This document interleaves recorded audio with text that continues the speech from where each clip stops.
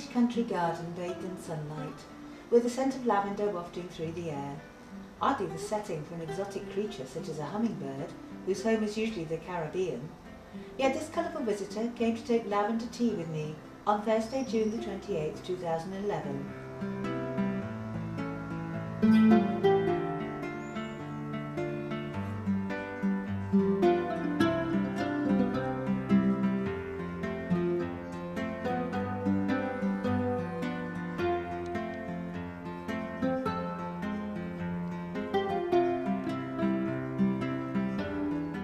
He puzzled us all.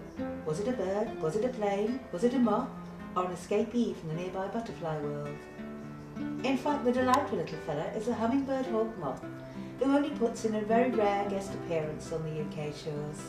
I'm so glad he came to call.